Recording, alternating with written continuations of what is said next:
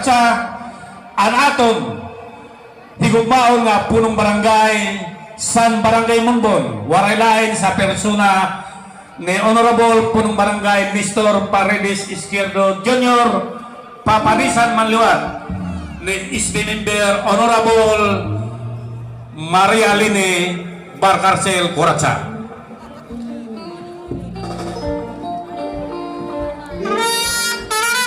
Aalayon sa bubutangan sa Galapag Asis.